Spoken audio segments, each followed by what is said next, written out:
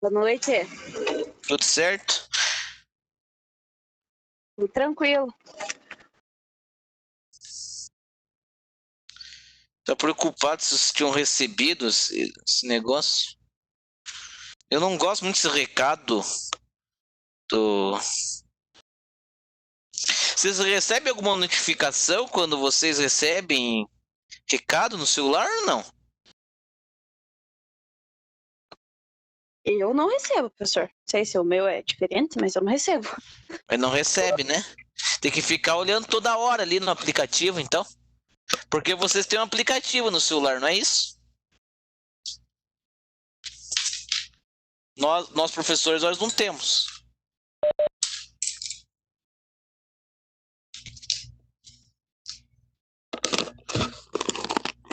Não, sim, o aplicativo da Cisco não funciona, mas eu tô falando da Unimestre.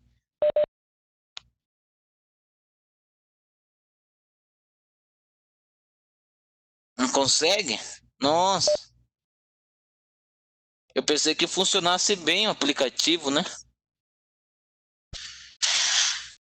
Pessoal, antes de começar a aula, só me desculpe por quarta-feira, que eu tava numa consulta médica e a consulta estava marcada para 5h30 e fui acabar sendo atendido lá por 7h30.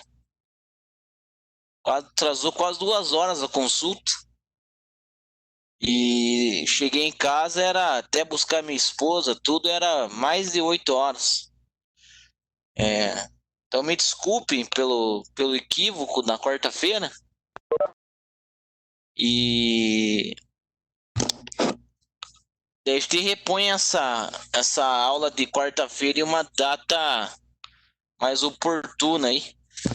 Então a ideia mesmo é a gente manter os horários aí, né? Conforme estabelecido. Então, essa mudança de horário, né? No caso, essa aula de terça, quarta e quinta, né? Ela deu em detrimento por causa da saída do professor Paulo, né? O professor Paulo saiu da instituição. Daí houve um remanejamento aí dos horários com o professor Gabriel, né? Então o professor Gabriel acho que acabou assumindo algumas outras disciplinas ali, que ele não tinha aula na sexta, ficou na sexta. E eu, no caso, que essa com uma turma do oitavo, eu acabei trocando então de horário. Essa turma que era para mim na sexta foi para quinta, e a de quinta para vocês foi para sexta. Então por isso não consigo trocar, né? Assim, se alguém tivesse alguma dúvida em relação a isso. Tranquilo, pessoal?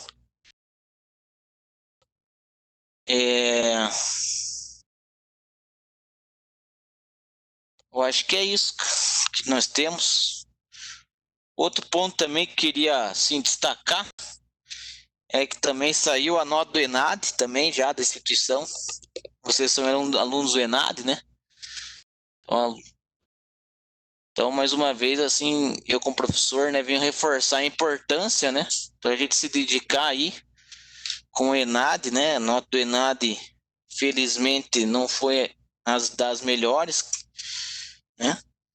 Mas a gente tem que reagir aí e eu até ia, na verdade, eu sempre tinha essa proposta, né, de trabalhar com questões do ENAD, se fosse no presencial, já estava com essa proposta de sempre trabalhar com essas questões, seja maneira de com as provas, né?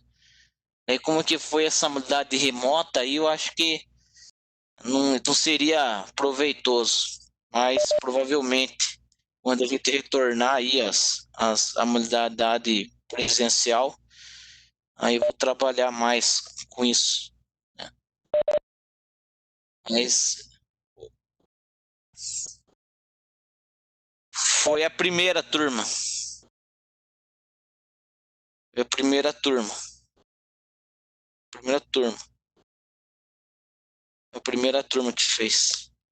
A primeira turma que formou, né? Que até agora você tem uma turma formada, né? Então foi essa primeira turma, né? Mas as notas, assim, por isso que eu falo que é muito importante, né? Acho que na realidade a gente tem que buscar, na realidade, sempre trabalhar essas questões aqui na sala, os professores estão falando, né, da importância, né, que é a prova, né? Então, assim, reforço assim, né, que assim, eu queria trabalhar mais com isso, mas em determinada pandemia não estou trabalhando, né? Até a coordenação ela tá pedindo, né, que trabalhe com umas questões do ENAD, algumas coisas assim, né? Mas assim,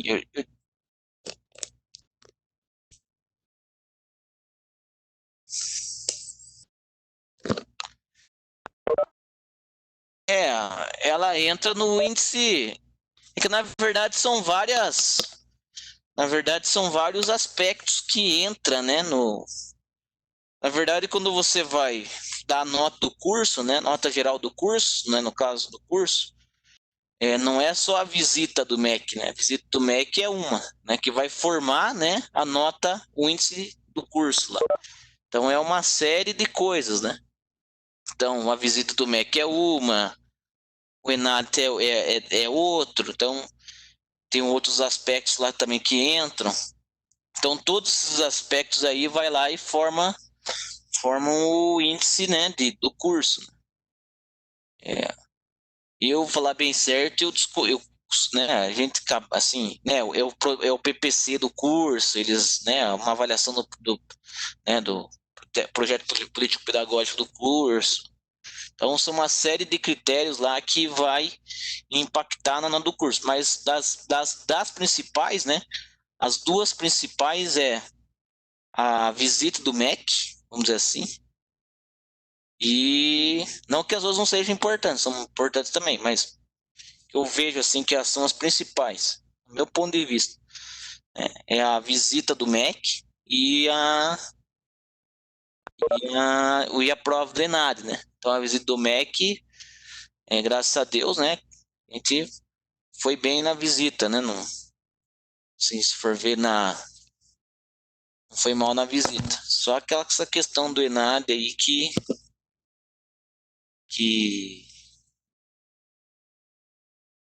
que tá pegando, né? Na verdade, vai ter que nem a coordenação já está pedindo, né, para trabalhar algumas questões do ENAD. Eu já tenho bastante material preparado já, né, do ENAD aqui. Só que até eu ia passar isso aí como, né, não sei se você lembra no transferência de calor, né, quando eu trabalhei com vocês, né, quando eu tinha lá começado com vocês, eu ia fazer as provas objetivas de simulado do ENAD, né. Tinha bastante questões para de calor, tem uma série de questões aqui já separadas, né, de outras provas anteriores, de concurso. Então, é, é muito importante, sabe? Eu acho que é algo que a gente tem que trabalhar aqui. E a prova do ENAD, ela é uma prova que ela é bastante conteudista, sabe? Ela, ela pega bem nos conceitos fundamentais lá. Pega bem nos conceitos fundamentais. Então, por exemplo, ela não é uma instituição que faz a prova, ela é banco de questões. Então, o que acontece? Você manda as questões lá, né, para o Ministério da Educação e é um sorteio. É um sorteio, né?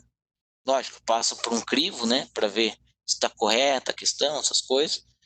E, obviamente, aí é um banco de questões. Vão lá e eles fazem assim eles fazem tipo assim eles fazem tipo um sorteio, né?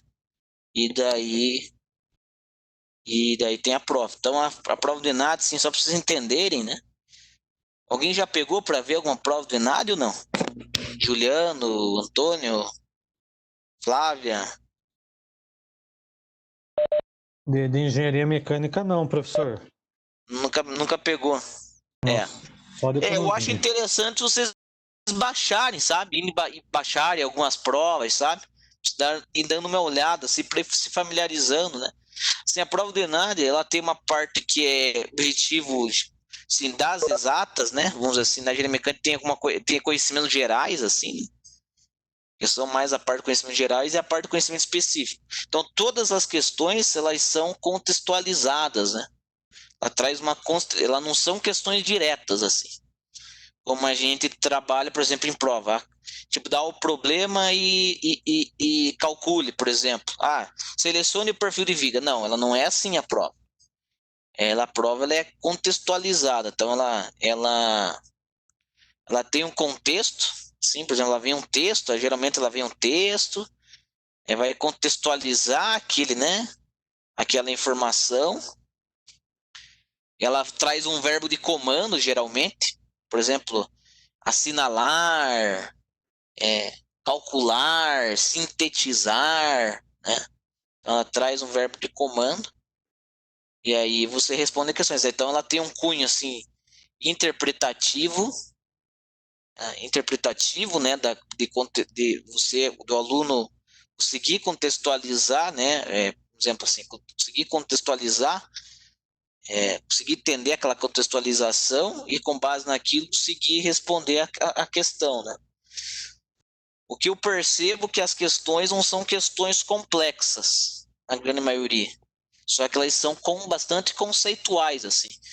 Então, assim, não são questões que vai envolver muito cálculo, mas são questões bastante conceituais, assim. Então, a pessoa tem que saber realmente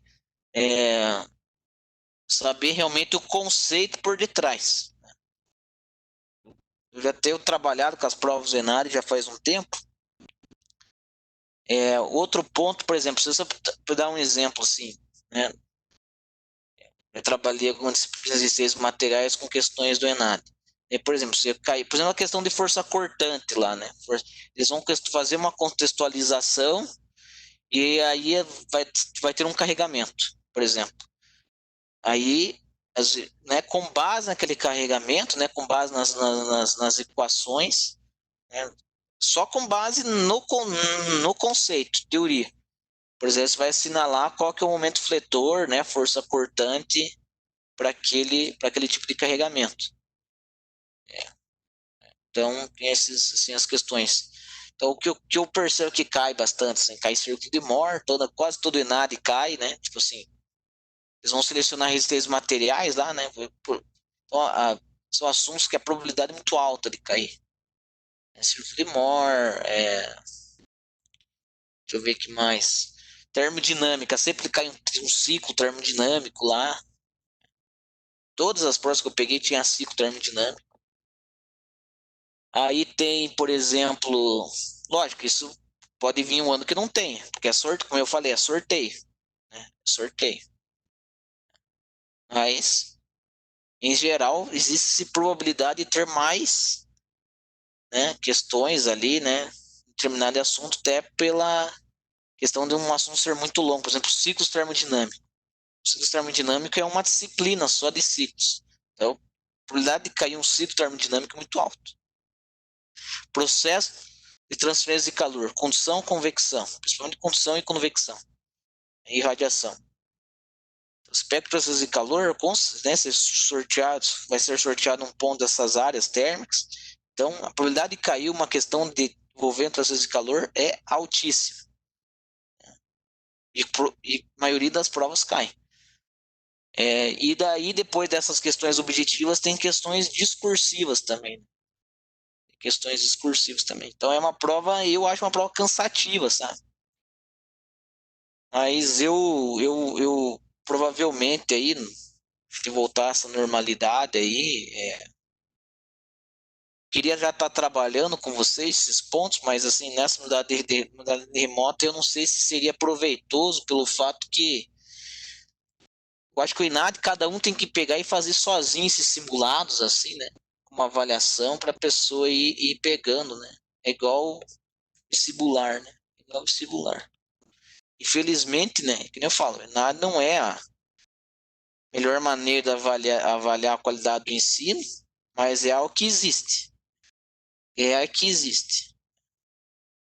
Porque eu não acho que é a melhor maneira, porque eu acho que ela é uma prova. Eu não acho que prova seja a melhor maneira de avaliar o conteúdo, né? Porque deixa de levar em conta, né, o conhecimento prático do aluno, né? Mas ela é uma prova ainda que ela consegue, de uma maneira macro, dar uma maneira bem macro, assim, dá uma noção, né, se a instituição está no caminho certo ou não, né? Então, lógico, não é isso, o que eu quero dizer para vocês, que o ENAD não é para formar na nota do curso, não é o primeiro ENAD, é alguns ENADs que vai formar um índice do curso. Né? Então vai ser o primeiro, depois a turma de vocês vai fazer o ENAD também. Então não é assim que não é assim, já forma, então, a nota. É algumas provas também para formar. Mas assim, você tem que trabalhar esses pontos, né? Eu acho importante trabalhar, né? Que até mesmo, né? Assim, eu falo assim com o professor que eu sei que a realidade, por exemplo, que eu vejo assim, por exemplo, o TFPR, eu me formei, né? Onde eu, o Gabriel, o professor Paulo, a gente se formou tudo, né? Por exemplo, ficou com nota 4 no ENAD. Mês passado era nota 5. Só que a gente sabe também, né, por exemplo, que é uma realidade bem diferente, né? Imagina, a gente, a maioria de nós lá, né, fez curso integral, só fazia o curso, né, não tinha essa, quer dizer, começou a fazer o estágio só no último ano, né? Então assim, não tem como comparar, né, a realidade de uma instituição federal, né, que são notas altas, né, geralmente, com uma realidade de instituição privada. Até porque a realidade é bem diferente. Assim, a maioria de vocês trabalham, né? Então não tem como comparar. E lógico, se a pessoa só estuda, só está ali, lógico que a capacidade de ter mais informação é bem maior. Então, eu acho que é por isso que eu falo que o ENAD não é a melhor maneira, porque eu acho que vocês têm outros conhecimentos práticos aí da vivência profissional de vocês, né? Que isso forma e vai moldar o tipo de profissionais que vocês serão, sabe? Então a gente não pode avaliar só o conteúdo da faculdade. Isso que eu acho que é um ponto falho, por exemplo, na Universidade Federal. Por exemplo, que o aluno na federal às vezes não tem experiência, né? Eu falo por mim, né? Que quando eu me formei, né? Eu me formei muito novo, eu me formei com 22 anos, eu tinha com 17, me formei com 22. Eu fui fazer o estágio com 21 para 22. Eu fiz um ano de estágio na Heineken e fui efetivar, mas eu falo assim, não tinha experiência nenhuma de vivência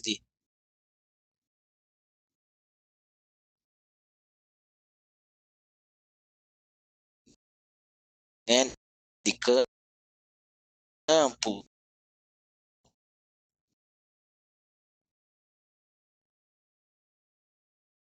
Falo assim que existe essa falha na prova, porque ela não olha, por exemplo, esse contexto. Por exemplo, a grande maioria de vocês trabalham.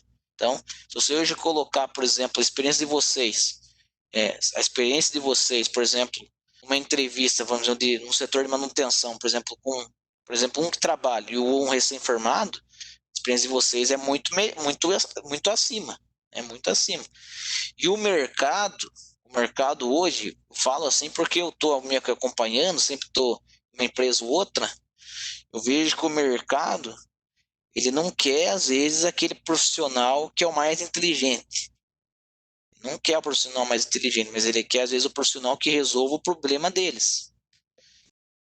Então, é esse ponto que eu acho que, às vezes, assim, vocês têm essa vantagem em relação a uma instituição é, pública, né, federal.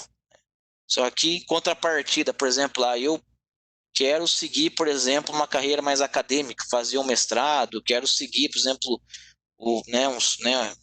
fazer uma carreira acadêmica, ou né, eu quero fazer um mestrado, quero fazer um doutorado, quero, quero seguir uma outra coisa, né, ou fazer uma startup, né, uma outra coisa, né. Aí eu vejo que daí, por exemplo, as instituições públicas, elas saem na frente nesse ponto. Então, eu acho que são realidades diferentes. Então, por isso a gente não pode dizer uma é melhor que a outra, não. São realidades diferentes. Eu falo sobre, eu defendo assim bem isso, que assim ia falar assim, a FATEB é ruim, foi não é, não é.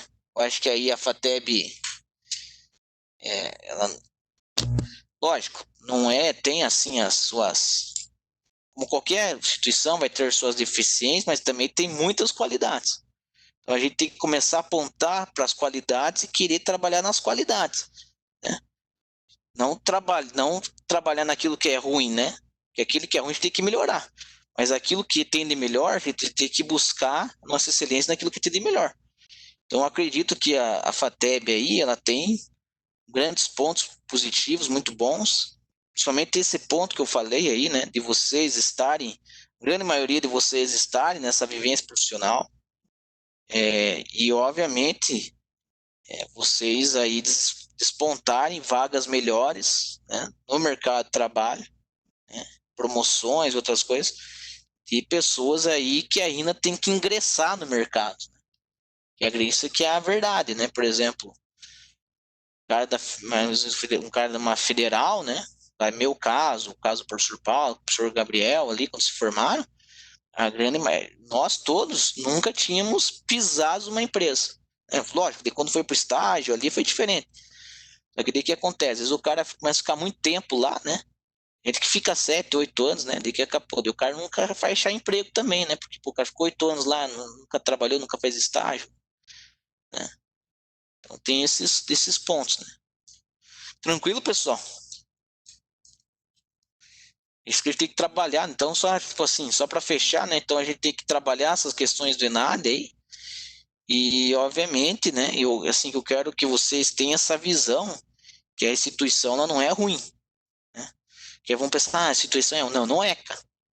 Em nenhum momento, eu acho que essa instituição ela tem assim, as deficiências, mas ela tem muitos pontos, né? Ela tem mais pontos positivos do que negativos. E a gente tem que focar nos positivos, né? Eu, como professor aqui, tenho que focar nos positivos e tentar preparar vocês, né? Tentar o quê? E nesses pontos negativos, eu tentar o quê? Melhorar. E o que é? Trabalhar com parte conceitual. Que eu acho que é isso que pega com vocês, né? Conceitual. Trabalhar na parte conceitual.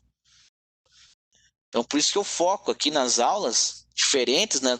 Eu acredito que diferente dos outros professores, né? Eu não sei como é que é a aula do professor Marcel, mas assim, a minha aula, principalmente, eu tento focar no conceito. Eu tento focar, a maioria das vezes, no conceito. Porque eu sei que é isso, que é uma deficiência de vocês, aí a grande maioria de vocês, é a parte conceitual. Tranquilo, pessoal? O que vocês acham? Concordam? Discordam? Dê a opinião de vocês. Ô, professor, enquanto você estava falando, eu estava também divagando aqui, olhando a prova do ENAD de 2019, assim, ele não desanima não, porque assim, muito do que tem lá nas questões do ENAD, sim, realmente a gente já viu ou está vendo, né? com certeza, tudo que está vendo. O ciclo de Rankine, as questões de termodinâmica, sim, fala um pouquinho lá até de você usar um micrômetro, tem análise, sim. aquele gráfico do CCC. Então, assim, CF, né, do diagrama ferro-carbono. Isso mesmo. Então, assim, a gente vê que tem muitas questões assim com contextualização, com interpretação. Interpretação, contextualização. Até assim espanta porque tem bastante teoria nas questões, né? É por isso que eu falei, ela é conceitual. Por isso que eu falo. A prova de nada não é uma prova calcule. Isso que eu quero dizer. Ela é uma prova que vai exigir se a pessoa entendeu ou não entendeu o conceito. É esse que é o ponto. Até por isso que assim, por isso que eu tento focar nas aulas nessa questão do conceito.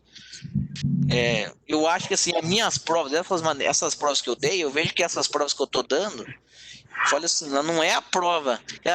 Tem um problema, calcule. Ou tipo, tá um problema muito complexo, calcule. No final das contas, a gente tem que trabalhar no conceito, eu acho, sabe? Então, eu vejo assim como professor também que eu tenho também que melhorar nessa questão avaliativa. Eu tento melhorar, só que assim, daí vem essa pandemia. O que acontece? No início do ano eu tinha feito uma separação de questões, tinha resolvido várias questões, algumas questões aqui, estava certo para trabalhar outras vezes de calor com questões do ENAD. Aí veio pandemia, tinha separado questões de concurso, ENAD, várias questões, né? Aí veio essa pandemia e. Mas assim, eu acho importante a gente ter essa visão, né? Vocês terem essa visão, né? Que a prova do ENAD ela é conceitual, antes de mais nada. Não é aquela prova assim, calcule. Irmão, coloque no mudo o teu microfone, por gentileza. Eu coloco aqui o dele. Aí é muito prova, não é? Tudo bem, Antônio?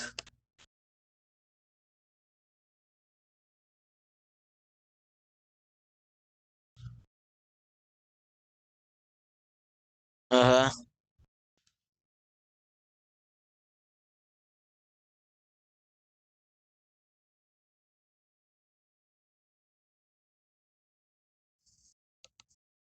Uhum.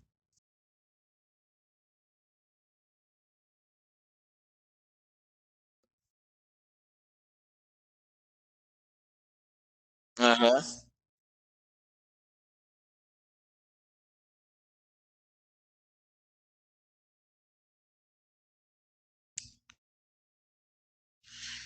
Obviamente você vai ter que pegar uma norma, né? Mas você vai ter que majorar, né? No caso ali, o peso dele, né? A massa dele, obviamente. O, você vai utilizar a aceleração da gravidade, mas você majora, né? No caso ali, você vai ter que você vai ter que pegar uma norma, acho que é 6123, que ele fala só sobre questão de, tipo assim, carga, uma coisa é carga, por exemplo, uma carga de pessoa, de uma pessoa, uma outra é carga fixa, outra é carga móvel, e você vai majorar isso aí. Então, por exemplo, se a pessoa pesa 80, você não vai dimensionar para a pessoa de 80 quilos, você já vai dimensionar para uns 200, 300, uns 200 quilos pela majoração. Pela norma, pela questão do coeficiente de segurança. É lógico, porque o coeficiente de segurança, na grande maioria das normas, ela não entra na tensão de escoamento do material, ela vai entrar para majorar a carga. Você joga a carga para cima. Vamos dizer, você sempre está jogando a carga para cima. Vamos dizer, você joga a carga para cima e dimensiona ela acima, né?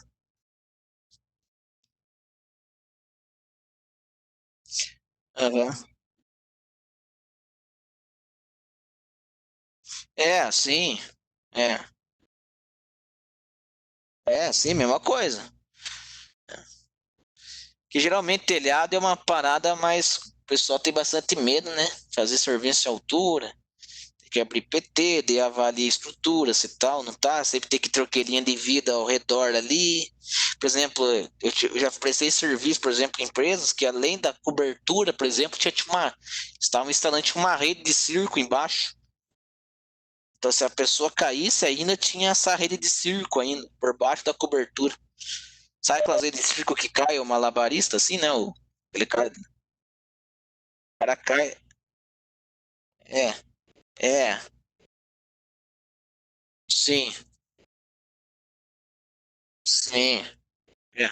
Tem que pegar as normas, né? Tranquilo, pessoal. Então eu vou compartilhar a tela aqui, vou começar a gravar. Tem algumas. Vocês estão enxergando? Não, ainda não, né? Espera aí. Deixa.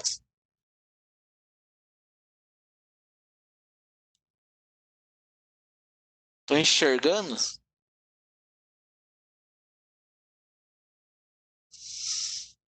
Então, pessoal, o que a gente vai. Só para a gente fechar esse conteúdo, na verdade, eu vou de uma aula mais bem conceitual, assim, bastante conceitual. Então, porque nós temos que fechar, na verdade, dois conteúdos aqui numa aula, né? Que é a ideia de teoria de falhas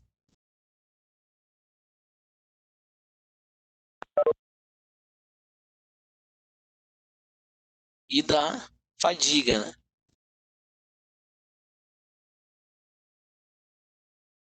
Isso que a gente precisa trabalhar. Então, o que a gente viu lá, né, que os materiais, quando eles absorvem bastante energia na deformação plástica, né, eles são dúcteis. Ou se eles não absorvem nenhuma, né, pouca ou nenhuma deformação, né, durante a deformação plástica, ele é frágil. Então, o que a gente vai perceber? Que os materiais dúcteis, os materiais frágeis, apresentam, né, mecanismos de falhas diferentes. E esses mecanismos de falhas diferentes vão impactar em critérios de falhas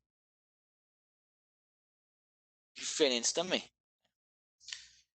Obviamente, então vai ter critérios de materiais dúcteis, né? Critérios para materiais dúcteis.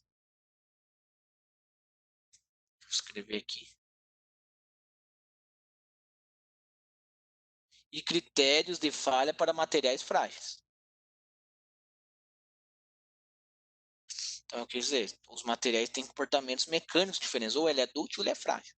Então, a gente trabalhando com os metais, né? Então, a maioria dos metais são dúcteis, né? Mas esses materiais, aí, por exemplo, vai trabalhar com ferro fundido, né? Alguns aços aí são bastante frágeis. E além disso, existe uma temperatura de transição, vamos dizer assim, né? Por exemplo, o material faz uma curva aqui, que uma determinada temperatura ele muda, né? E ele muda de comportamento dúctil para frágil. Né? Por exemplo, o que causou a falha do Titanic, né? O Titanic, por exemplo, como estava a baixas temperaturas, então ele se tornou um material frágil. Então, quando ele deu a pancada, ele não deformou plasticamente, ele já rompeu. Quer dizer, que ele estava frágil devido que a baixa temperatura, né? Devido a ele estar navegando naquele oceano lá. Então, foi uma falha frágil, né? Sim, né? Na hora que ele bateu, ele já rompeu e levou aí a falha lá do navio e afundar o navio e morrer não sei quantas pessoas, né? Naquela época, né? Isso aí foi na década lá de, né? Por exemplo, você pega o filme lá, eles falam que foi antes da Grande Depressão Americana, então a crise foi em 20, eu acho que o Titanic foi lá por 1905, foi nessa época aí, né? Antes da Primeira Guerra Mundial. Antes da Primeira Guerra. Né? Então, pô, então, o que acontece? Então, foi pesquisas em cima disso para melhorar as propriedades mecânicas dos materiais. Né? Melhorar as propriedades mecânicas dos materiais. Então, em geral, né? Em geral, né? A gente viu lá, os modos de falha, geralmente mecânicos, né? É, estruturais,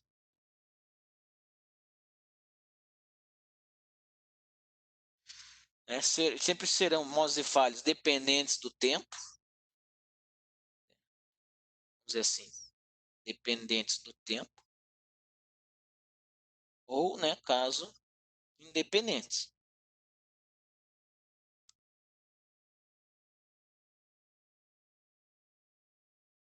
Ou independentes. Então, por exemplo, e aqui nós temos, por exemplo, falhas independentes, por exemplo, uma deformação elástica excessiva, que é o caso, por exemplo, da flambagem aqui. Vai falar.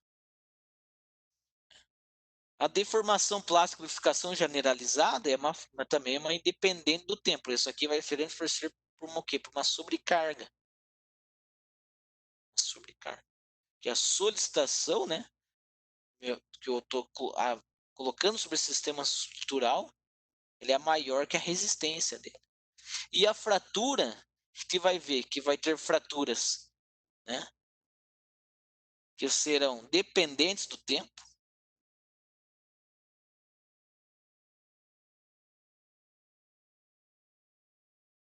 e fraturas que serão dependentes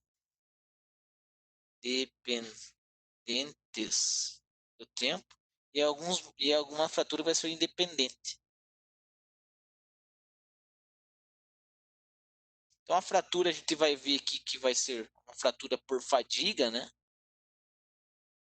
gente vai falar de fratura progressiva ou independente, que vai ser a questão, né, da fratura frágil e da fratura dúctil.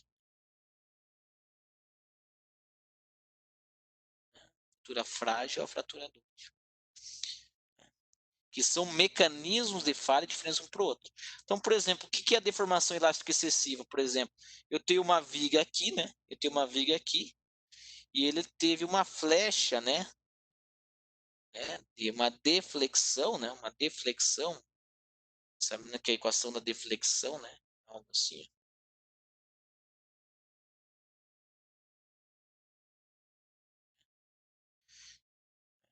Isso para um material linear, né? Se for linear. Elástico linear.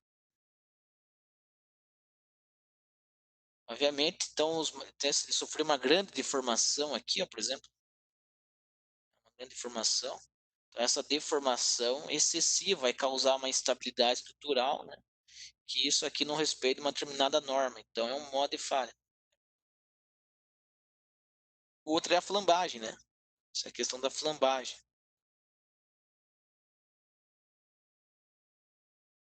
O que é flambagem?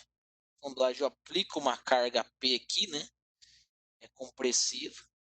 Tem uma outra carga compressiva aqui, né? Isso aqui está no equilíbrio estático. O que vai começar a causar? Começar a se causar esse abaulamento lateral devido à ação da carga compressiva. Então, a flambagem é devido sempre à ação da carga compressiva. A compressão. Então, vai chegar um ponto que esse cara, se esse abaulamento for muito grande, vai gerar uma instabilidade estrutural.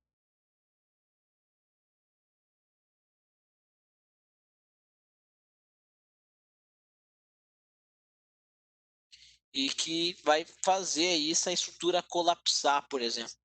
Ele não vai conseguir retornar para o estado de equilíbrio. Então, por exemplo, uma estrutura em equilíbrio, por exemplo, se tivesse uma bolinha aqui, ó, ela está no equilíbrio. Então, está no equilíbrio, está no equilíbrio estrutural. Fazendo uma comparação. Essa é uma bolinha aqui. Isso aqui é uma estrutura em equilíbrio. Por exemplo, se eu colocar essa bolinha aqui, ó, ela pode vir rolar para cá ou para cá. Essa é a questão da flambagem. Então, uma questão de desequilíbrio, né? Uma região instável, né? De instabilidade. Uma região instável. Você não consegue retornar às vezes. Se eu colocar essa bolinha aqui para cima, você sabe que retorna para cá. Agora, se eu colocar essa bolinha aqui, ó, consegue retornar mais para a posição original. Então, mas ela é instável. Então, ou seja, a flambagem é a mesma coisa. É uma região de instabilidade estrutural que pode vir a colapsar a estrutura. Vocês vão avaliar se uma estrutura flamba ou não flamba através da carga crítica de ódio.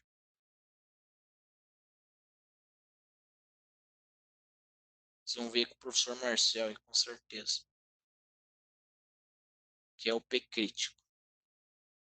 Então, se você tiver uma carga, se essa carga P for maior que o P crítico, a gente sabe que vai flambar, né? Então, a flambagem é algo bem complicado para trabalhar. E além que isso aqui é uma... Você tem essa questão aqui, né? Então, é um problema não linear esse cara aqui. Então, flambagem não é um negócio tão simples de modelar e trabalhar do ponto de vista de projeto. Eu tenho alguns códigos de flambagem desenvolvidos aqui. Algo bem interessante de estudar, do ponto de vista estrutural. Bem interessante. Flambagem. Outra é a questão da deformação plástica e plastificação generalizada. Então, a deformação plástica, por exemplo, como eu falei lá, é quando, né, alguma parte do material, daquela componente, começa a escoar. Escoamento. Nos pontos críticos, a estrutura estaria se igualando, ultrapassando o limite de escoamento. Então, o que está acontecendo? Então, por exemplo, vamos supor aqui, né, que eu tenho essa barra aqui, ó, esse furo aqui no meio. eu aplico uma carga aqui. Então, como a gente se viu lá, isso aqui gera o que? Gerar o que? Uma concentração de tensão. Então, essa concentração de tensão vai gerar o quê? Uma distribuição de tensão mais elevada aqui, ó. Aqui. Aqui. Mas vamos dizer que esse sigma máximo aqui, ele é maior que a tensão de escoamento do material. Chamada de S escoamento. Então, o que vai acontecer?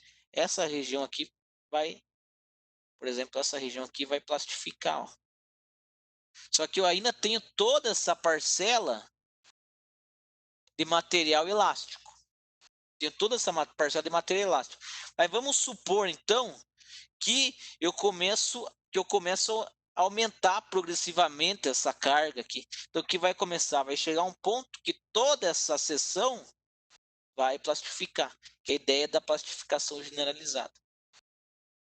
Ou seja, eu aumento gradativamente a minha carga e toda aquela parcela, né, elástica se torna plástica. Então, eu acabo, né, com a parcela plástica, que a parcela elástica só tem o material plástico ali, ou seja, não retorna mais a configuração inicial. Então, essa ideia já é um critério de falha. Né? Por exemplo, eu posso definir como critério de falha toda a seção plastificada ou como critério de falha, né? Ultrapassou, por exemplo, algum ponto da estrutura já ultrapassou o escoamento, ele já para mim não serve, porque eu quero só trabalhar na região do limite elástico, o que é na prática que a gente trabalha, né? Na prática, a gente sempre trabalha na região elástica, nunca, assim, do ponto de vista de dimensionamento, né? Nunca na região plástica, mas muitas vezes, né? Por exemplo, uma engrenagem ali, a gente sabe que, né? Quando você tem bastante concentração de tensão, vai ter parcelas próximas daquela concentração de tensão que vai plastificar, né? Vai plastificar. Oi. Oi. Tô.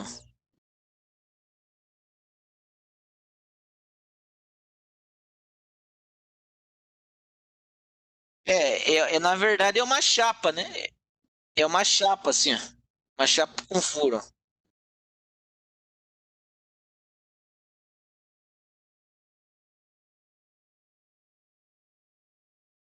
Assim, fizesse uma flecha assim, né? É. Aqui teria uma concentração de tensão elevada aqui. Que teria. É, por causa que aqui porque você tem um canto vivo aqui, né? Você tem um canto vivo aqui. Então aqui seria uma concentração de tensão elevada. É, é. Então aqui que a gente faz? É. É o que acontece? Se você tiver um canto que não seja arredondado, essa concentração de tensão vai tender ao infinito, né? Então, ou seja, aqui você vai ter uma concentração muito alta. O que a gente sempre trabalha? Tentar sempre trabalhar com coisa mais arredondada, né? Por mais que a gente tenha uma concentração, que tem a concentração de tensão, mas dá uma diminuída, né? Em outras palavras, a gente sempre evita canto vivo. Por exemplo, por que a janela de um avião ela é redonda? A janela do avião é redonda. Um dos, né? Esse é o motivo. Mas um dos motivos é para você evitar cantos vivos na janela. Se não tem cantos vivos, então se impede o que? A concentração de tensão. Se impede a concentração de tensão. Por exemplo, eu vou fazer um rebaixo aqui, ó. Em outro eixo aqui. Se eu fazer dessa maneira aqui, tem uma concentração de tensão muito elevada. Então, o que eu vou ter que fazer? Tem que fazer um filete aqui, geralmente. Fazer um raio de curvatura aqui. Agora, tem peças que não tem. Sempre vai ter concentração de tensão, tipo um parafuso, né? Um parafuso, né? Devido à terra, né? Então, isso aqui é muito difícil, né? Se calcular, né? O que acontece? A gente sabe que tem uma concentração de tensão elevada nos dentes aqui. Tanto que os dentes falham, né? Com o tempo e tal. Mas tem essas falhas, né? Tem essas concentrações de tensão devido ao próprio arranjo do parafuso ali. É mais ou menos igual você falou, né? O parafuso tem algo assim, né? É dependendo do tipo de rosca, né? Por mais que tenha certo rendimento, tem uma concentração de tensão aqui, né? Então, o parafuso aqui e tal. Então, vai. Você tem uma concentração de tensão muito elevada aqui nesses. Nos dentes do parafuso aqui. Na rosca do parafuso. Mais ou menos. Então, o que é essa ideia da deformação plástica generalizada, né? Por exemplo, vamos supor essa viga aqui, né? A gente sabe que pela teoria de Euler, né? A tensão, né? Vai ser o momento fletor, né? A distância da linha neutra é dividida pelo momento de inércia. Vou chamar o módulo aqui, né? Isso aqui vai provocar uma tensão, né? Vai provocar uma tensão que essa tensão, né, normal, ela vai variar linearmente em relação à linha neutra. Tem essa tensão linear. Vamos supor, né, que eu aplique uma carga P1 que seja maior do que P2. E essa carga fez com que as fibras, né, nas extremidades, né, essas tensões que era a sigma máxima aqui, ó, essa sigma máximo lá, fosse maior que a minha tensão de escoamento do material. Ou seja, então toda essa parcela que mais próximo da extremidade, ela plastificou. Ó. Porém, ainda eu tenho uma parcela elástica ainda. Ó. Mas eu vou aumentando progressivamente essa carga, de maneira que P2, né, seja que P3 seja maior do que P2, né, vou aumentando. Vai chegar um ponto que toda a seção vai estar plastificada. Vai ter uma deformação, né? Ela não consegue retornar. Esse caso é aquele que ele deforma, mas ele vai retornar um pouquinho, né? Quer dizer, eu deformei ele plastificar, eu deformei, né, todo ele plastificado. Eu deformei, né, uma tensão, ele ficou um tanto para baixo, mas ele voltou um pouco para cima, porque ele tem uma parcela elástica ainda. Agora, nesse caso, eu deformei ele plastificamente, né? Toda a seção plastificou, então ele é incapaz de retornar nada, não vai retornar nada, né, para a condição original. Então, nesse caso aqui, eu deformei, ele retorna para essa posição. Nesse caso aqui, eu ia deformar ele até aqui, só que depois que eu retirasse a carga, ele ia ficar uma coisa assim, ó. Ele retornaria um pouco. Agora, nesse caso aqui, não. Nesse caso, ele ia ficar lá embaixo. Ia ficar lá embaixo. Então, toda a parcela, né, toda a seção, ela está plastificada.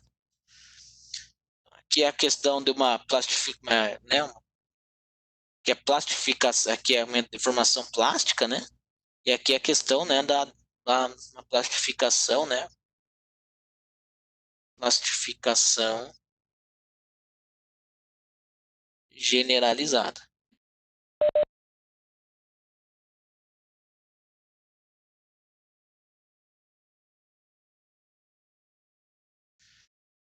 Não, por exemplo, mas é aqui, né, no caso, ela vai ocorrer, né, uma restrição, né, alguma coisa ali, mas, obviamente, se eu tiro, por exemplo, estou numa curva tensão,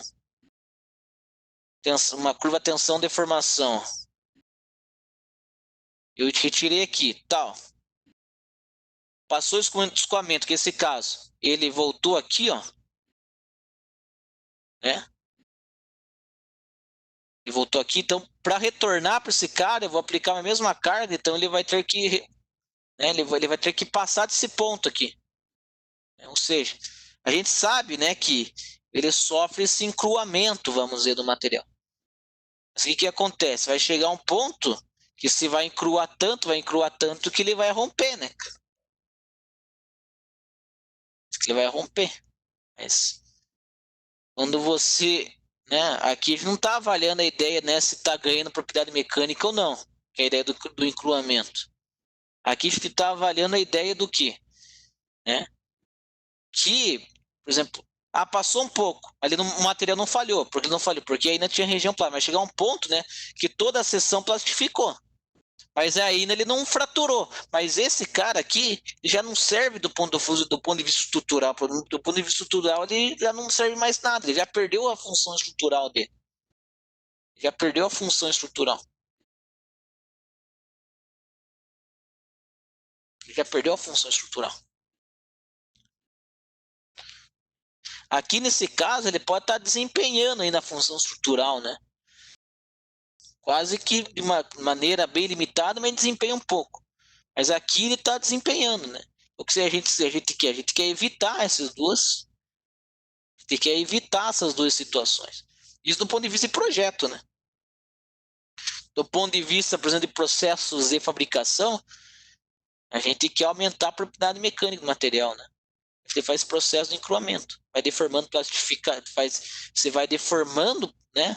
Você vai deformando o plastificamento do material e essa deformação vai ocorrendo o quê? Ela começa, você tem que entender o quê? Que a deformação plástica, né?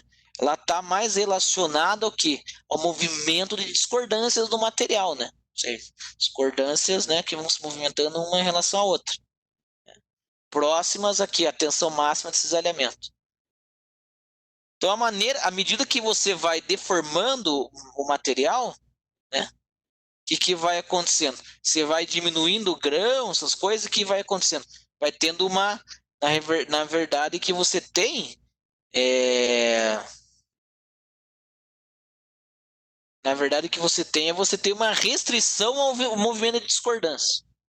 Isso que ele vai causar encromento, é mais uma restrição ao movimento da discordância. Mais uma restrição ao movimento de discordância. Então você encrua o material demais, tanto que você tem que fazer até um tratamento térmico, né? Fazer um recozimento, tal, alguma coisa ali para recuperar algumas propriedades mecânicas, né? Tirar a tensão residual, essas coisas. Mas assim, essa aí que é a ideia, né?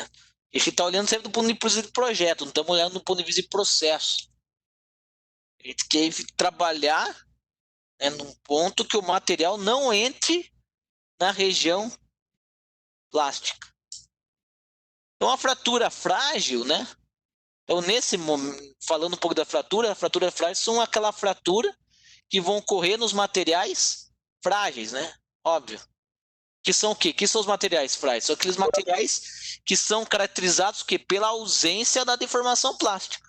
Ou seja, nós não temos deformação plástica. E esse mecanismo, né? E esse mecanismo de deformação plástica, esse mecanismo de fratura frágil, está sempre relacionado às tensões de clivagem, né? As tensões máximas de clivagem do material. Não vou entrar tanto no mérito, né, do mecanismo de fratura, mas existe um mecanismo que explica esse mecanismo de fratura frágil. Mas a gente vai pensar que, né, a fratura frágil ocorre apenas nos materiais frágeis. E isso vai depender muito da temperatura. Da temperatura. Temperatura.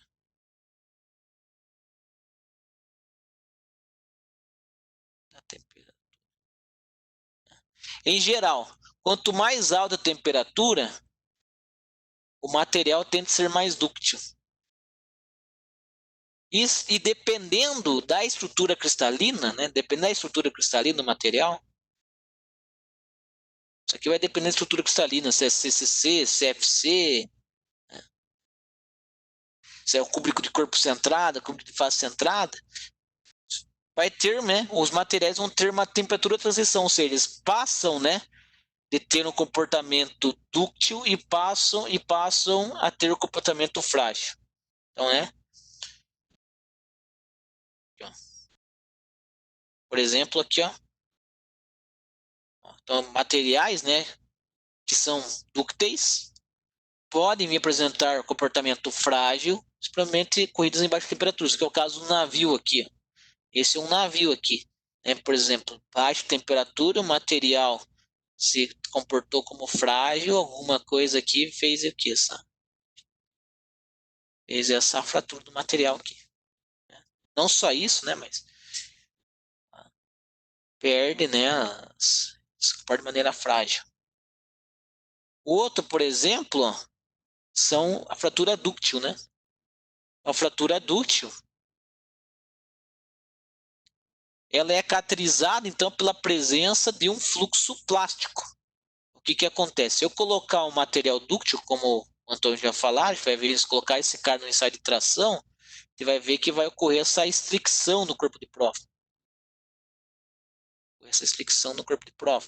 Ou seja, existe essa restrição, né? Ou seja, e vai levar à fratura. Então, existe essa deformação, essa plastificação generalizada ao longo, né, da minha seção transversal.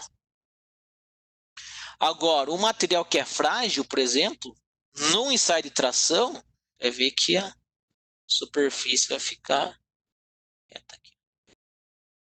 Né? Reta. Né? E o que é a ideia da fratura progressiva? É a ideia o quê? Que carregamentos? Um carregamento vai gerar uma tensão e essa tensão geralmente é abaixo da tensão do escoamento. Mas devido aqui, né, alguns movimentos, né, discordâncias começam a formar reentrâncias nessas superfícies ou perto defeitos daqui do material, alguns defeitos internos, algumas inclusões internas, como uma formação de reentrância. Então aqui começa então, né, uma etapa, por exemplo, né? Então aqui começa, então como se formam essas reentrâncias, começa a ter concentrações de tensão. E aqueles grãos, né, que estão mais favoravelmente orientados à tensão máxima dos elementos, você vai ver que começa a correr uma trinca ali, ó. Essa trinca começa a aumentar, até que ela comece a propagar, vamos dizer assim, paralelamente a essa tensão normal, até que leva ao rompimento do material. Então essa aí, por exemplo, é a ideia da fadiga, né?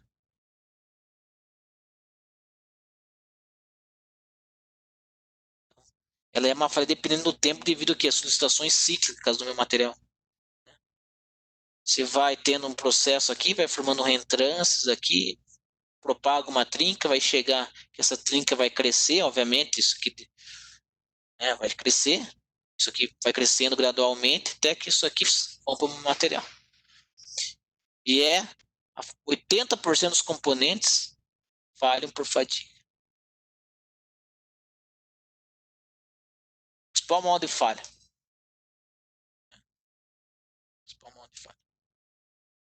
E a fadiga, né, formam essas marcas de praia aqui, ó.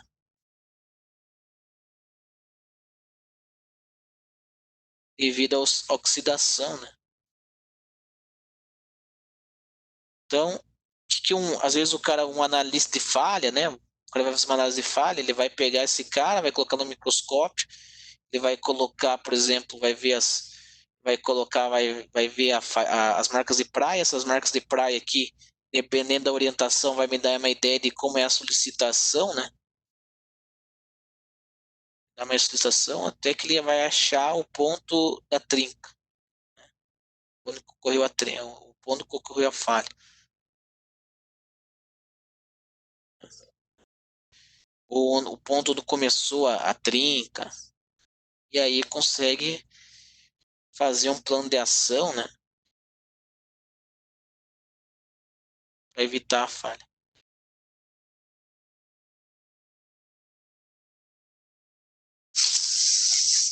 Então, o que acontece em geral? Uma coisa é a gente fazer, né? Então, por que a gente tem que tomar cuidado assim? A gente sempre fica pensando: ah, não, eu vou sempre comparar, né, a tensão do meu projeto, tensão nominal, com a minha tensão de escoamento. A tensão de escoamento. Então, se a tensão nominal for maior que a minha tensão de escoamento, isso aqui vai falhar, né? Mas o que acontece? Na prática, nós temos aqui uma condição complexa, né, de tensão, né? Um estado multiaxial de tensão que a gente fala. Aqui, ó. Porque a maioria dos componentes estão sujeitos aqui a tensões combinadas. E no ensaio de tração uniaxial, eu tenho uma condição, né? Eu tenho uma condição uniaxial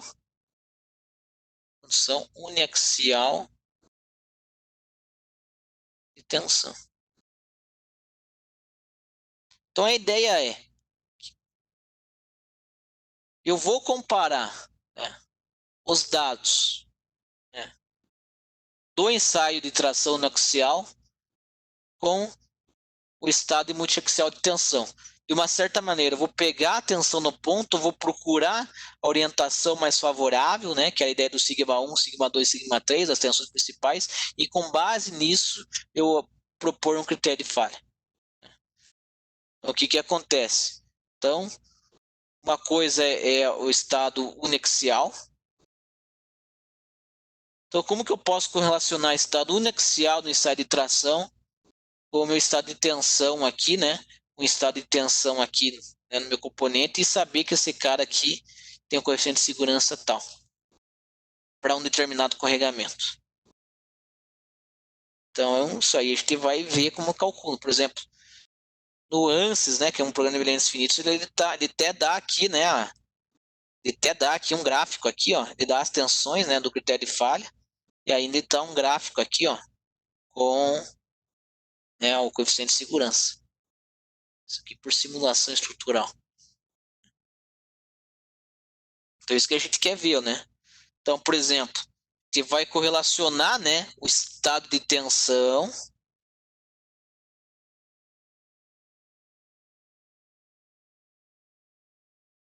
com a tensão de escoamento e vai com isso, né, obviamente, com base no comportamento do material, definir um critério de falha. E com esse critério de falha, a gente consegue calcular o coeficiente de segurança. Então, esse é um método que vai valer para qualquer componente estrutural. Qualquer componente estrutural. Então, o que a gente precisa dar uma recapitulada é principalmente no estado de tensão, né? Então, a gente tem o estado triplo de tensão, né?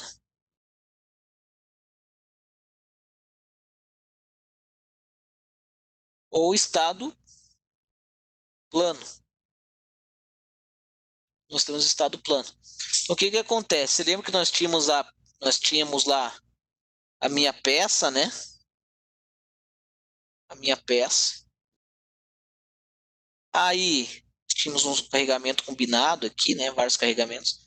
A gente olhava para esse ponto. Esse ponto podia ser representado por um elemento aqui. Então, se esse cara aqui for um elemento tridimensional, você vai ver que vão ter tensões, né? Agindo em cada face desse cubinho aqui. Então, a gente vai representar esse cara matematicamente através de uma matriz chamada tensor-tensão. Se a gente resolve o problema de alto valor, esse cara, não é um problema de alto valor desse cara, então o que a gente vai procurar? A gente vai pegar a orientação desse cara, né? Desse elemento de tensão,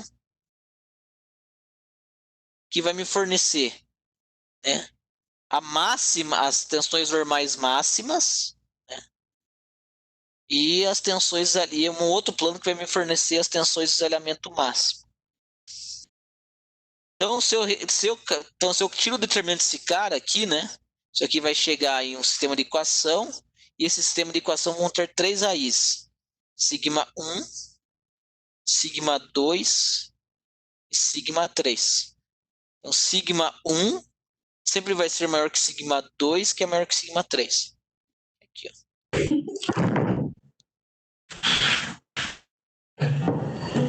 Então, o que acontece? Então, esse cara aqui, a gente pode representar ele através, então, do círculo de Moore, né?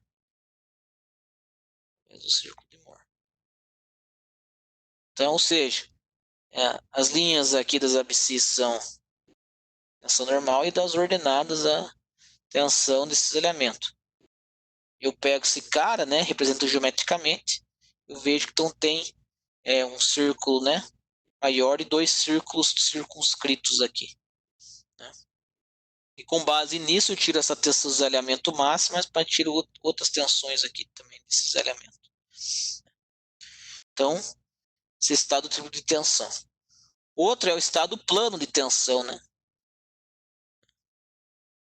Ou seja, eu estou com tensão no plano.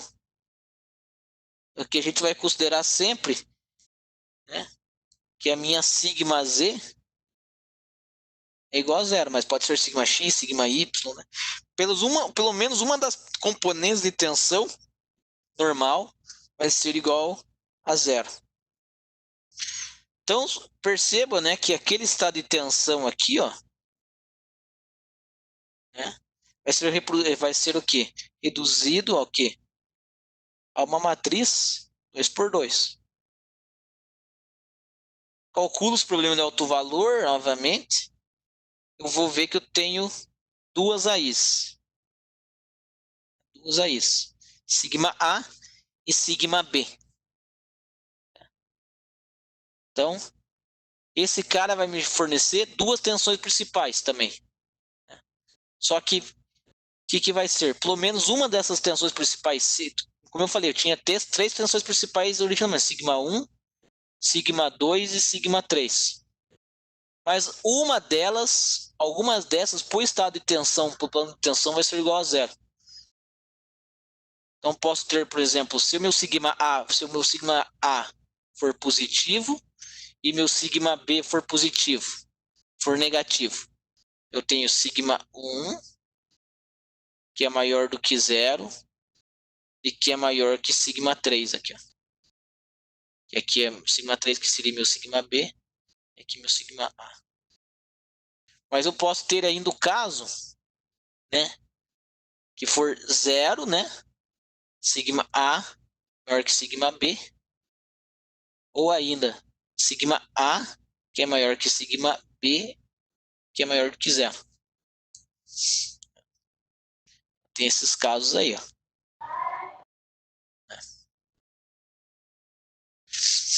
Tranquilo? Então, o que a gente vai fazer? Então, com base no estado de tensão, a gente vai definir critérios de projeto ou critérios de falha. Então, as principais teorias de falhas, né? Então, a gente vai ver que a gente vai ter teorias de falha para materiais dúcteis,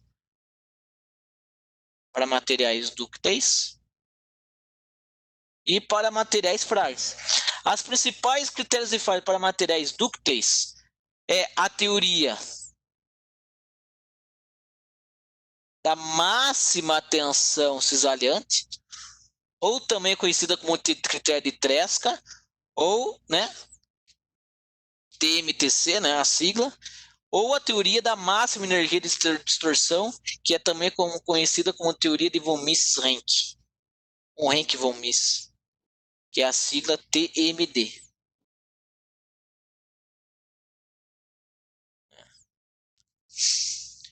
Então, o que a teoria, né, da tensão do cisalhamento nos diz?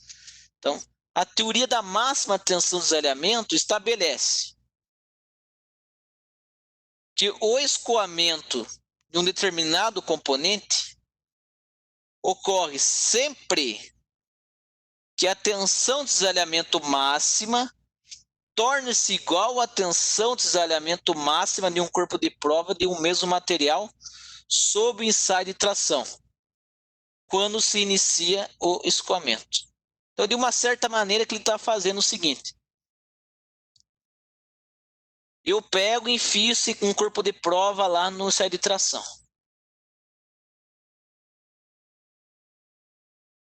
Então, esse cara aqui, ó, se eu colocar no círculo de Moore, aqui eu tenho tensão normal e tensão de cisalhamento. Se eu colocar isso ficar no círculo de Moore, eu tenho que o sigma 1, ó, é P sobre A. E o sigma 2 e o sigma 3? Como é um estado uniaxial de tensão, ó, o sigma 2 e o sigma 3 é igual a zero. Então, isso aqui, o círculo de Moore, ficaria algo mais ou menos assim, ó.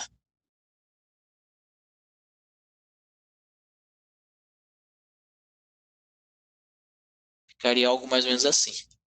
Então, aqui seria meu sigma 1, e aqui seria meu sigma 2 e meu sigma 3, que é igual a zero. O que ele está falando? Está falando que a falha sombra ocorre quando que? Quando a tensão de cisalhamento máximo no corpo de prova do mesmo material sob o ensaio de tração, né? O escoamento ocorre sempre que a tensão de cisalhamento máxima torne-se igual à tensão de cisalhamento máxima de um corpo de prova do mesmo material sob ensaio de tração. Então, ou seja, quando esse sigma 1 aqui, ó, né, que é P sobre A, for igual à tensão de escoamento, vai começar o escoamento do material. Mas como que é a tensão de cisalhamento máxima desse cara aqui, ó? A tensão de cisalhamento máxima está aqui, ó. E não é o raio aqui, ó. Então essa tensão de escoamento, na verdade, ó. Então se eu pegar sigma 1 menos sigma 3 aqui e dividir por 2, se esse cara for maior ou igual à tensão de escoamento, ele vai falhar.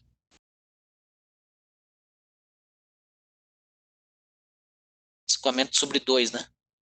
Vai falhar.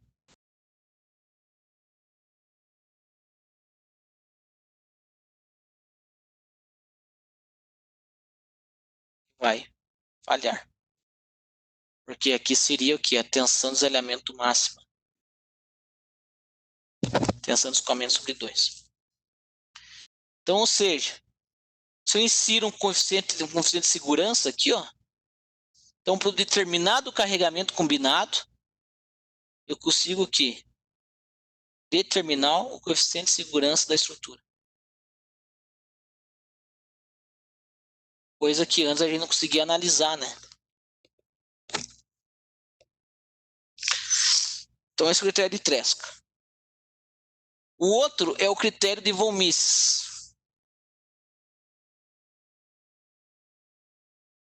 Teoria de von Mises. Então, o que a teoria de von Mises vai me dizer? O que ele vai levar em conta? Ele vai levar em conta a energia de deformação ou a energia de deformação por distorção, tanto, né, a energia de deformação por distorção do corpo de prova em relação à tensão, a energia, né, por deformação do componente que eu estou analisando. Então, o que ela está falando? A mesma prevê que o escoamento ocorre quando a energia de deformação por distorção excede a energia de deformação correspondente ao escoamento, subtração ou compressão do mesmo material. Esse cara aqui ele é um pouco mais complexo para deduzir. Eu fiz essa dedução há um tempo atrás, quando estava no mestrado. Geralmente, quando vai estudar a ideia de plasticidade, né, teoria da plasticidade, trabalha muito com essa ideia, né? Mas trabalha com tensões deviatóricas, que eles falam. É meio complexa a dedução. Então, o que acontece? Eles definiram aqui uma tensão equivalente. Então, essa tensão equivalente é dada para essa fórmula. Essa aqui é uma tensão equivalente.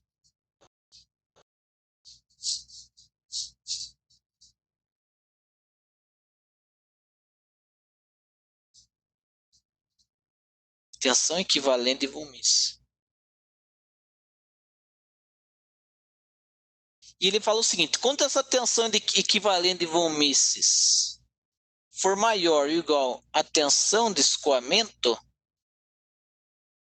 ele vai falhar. Falha. Pode definir um coeficiente de segurança aqui também. Tensão de escoamento por coeficiente de segurança, falha. Isso vai servir para um estado triaxial de tensão. Né?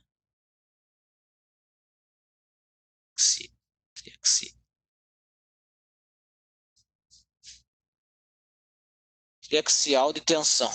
Né? Qual que é a vantagem de trabalhar, né, com teoria de von Mises? Que eu não preciso calcular as tensões principais. Eu posso, como que é uma ideia do balanço de energia, eu posso trabalhar, né, com minhas componentes de tensão. Minha componente de tensão lá do meu elemento de tensão lá, né? Mas também posso trabalhar em termos das tensões principais. Por que é melhor trabalhar em termos das tensões principais? Porque isso aqui, né, obviamente, quando for fazer isso aqui, a gente vai sempre implementar numericamente na prática. Vai fazer cálculo manual. Vocês vão colocar num software, né? Ou vocês vão utilizar o software lá, elementos finitos, para fazer, né? Isso aí. Então você ganha aqui em tempo computacional ali para fazer esse pós-processamento, que torna mais rápido trabalhar com esse cara.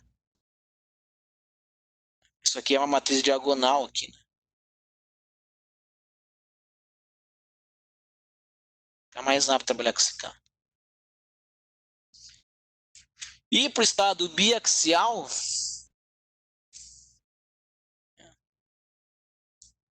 estado biaxial, pelo menos, né, uma das tensões, né, uma das componentes de tensões é igual a zero. Vai supor que sigma z é igual a zero, né? A gente vem aqui e corta sigma z aqui, ó, corta. Vai cortar esse, vai cortar esse. Sobra esse cara aqui, ó.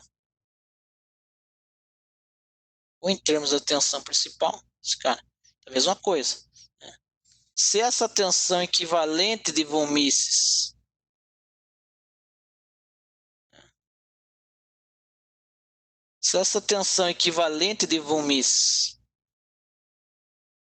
escrevendo agora.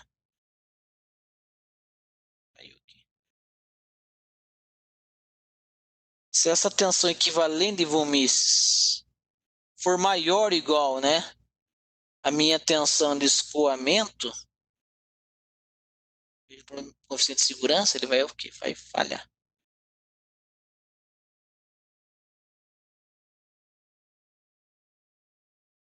Vai ocorrer a falha. Daí nós temos um critério de falha que serve tanto para materiais frágeis quanto para materiais dúcteis. Que é o critério da teoria da tensão normal máxima. É tanto, vamos colocar assim, tanto para dúcteis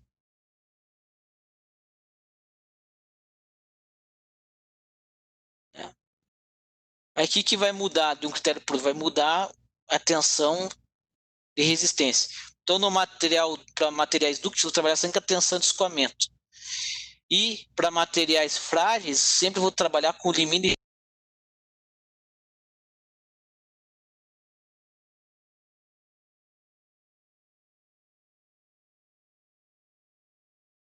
tensão de escoamento de coeficiente de segurança, né? Vai ocorrer a falha. Então, esse cara aqui vai valer para materiais dúcteis. Ou quando a minha tensão normal máxima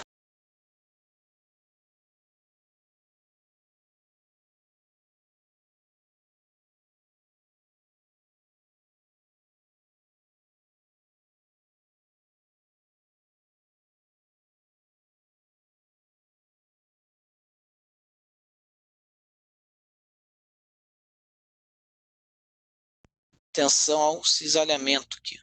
Limite tensão de escoamento ao cisalhamento. Aqui é o cisalhamento.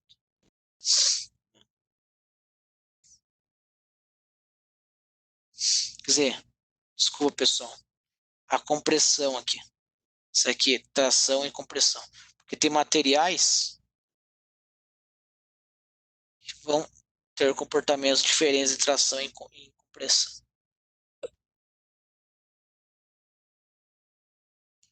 Bom, né? Como eu falei, a gente sempre vai fazer a análise, como eu falei na aula passada, sempre no ponto crítico.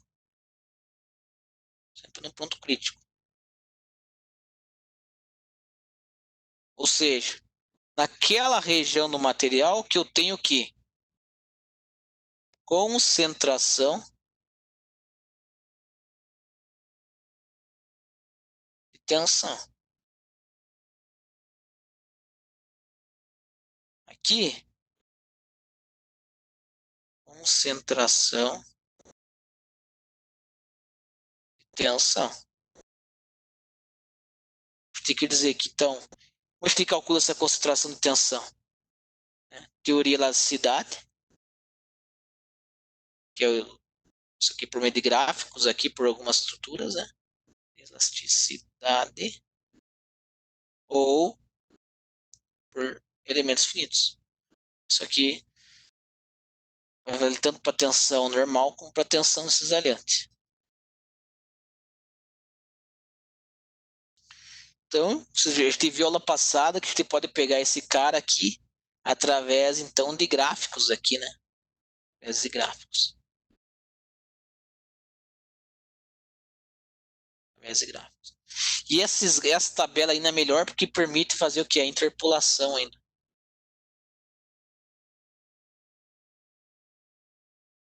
A gente vai fazer alguns exercícios que diz respeito em relação a isso. Tranquilo até aqui, pessoal?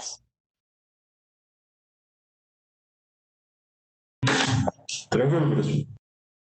Vocês querem dar uma parada? Daí a gente volta só para continuar? Por mim pode ser, professor. É melhor pro senhor.